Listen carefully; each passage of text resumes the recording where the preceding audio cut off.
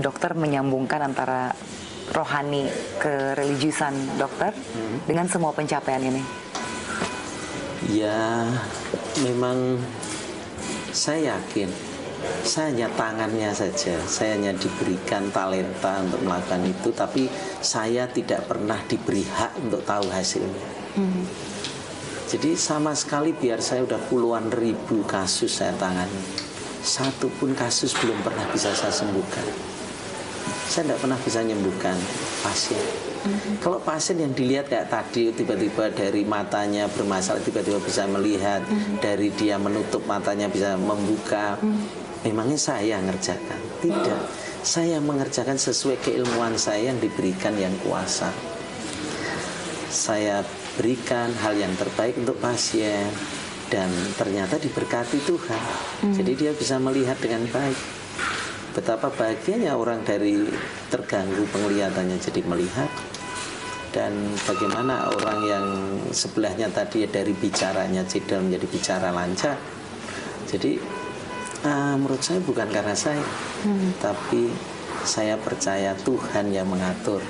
Dan ayat yang sering saya menjadi pegangan saya ada hanya satu: jangan khawatir akan apapun juga. Dokter ini istilahnya ya banyak menyembuhkan orang-orang yang sudah kondisinya ada yang koma, ada yang stroke berat.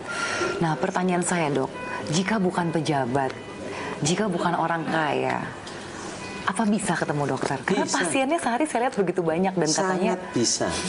Sangat bisa. Dan memang kenyataannya begitu, sangat bisa. Kita tidak pernah pandang pangkat, jabatan atau apapun. Yang kita pandang itu adalah bagaimana pasien itu diantarkan Tuhan ke kita. Kita tidak tahu jalannya.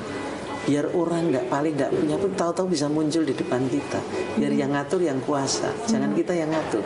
Susah nanti jalan ceritanya. Banyak orang yang tidak punya pun menjalani tindakan ini. Dan tidak semua orang harus membayarnya. Dan itu terjadi. Tidak perlu kita buat-buat, harus kita atur, malah berantakan. Biar yang kuasa yang atur. Jadi dokter percaya sekali dengan jalan Tuhan. Iya, saya percaya pada jalan Tuhan.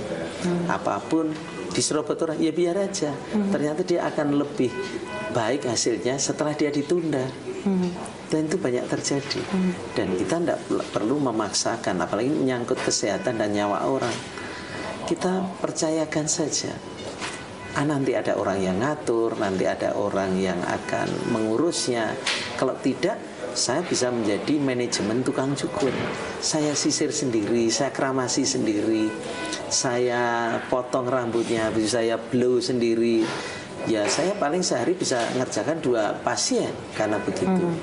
Tapi karena sudah ada yang ngeblow, sudah ada yang motong, sudah yang ini, saya tinggal ngecek, mulai saja. Saya bisa 20 pasien, 20 yang harus bisa saya tangani dibandingkan jasa. Dokter dapat ide dari mana? Dalam 1 bulan itu harus ada minimal 3 pasien yang tidak perlu membayarkan biaya operasi dan lain sebagainya. Saya tidak punya ide apa-apa.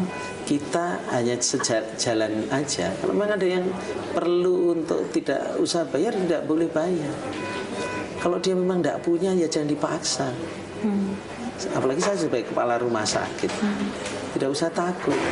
Semua orang sudah ada haknya.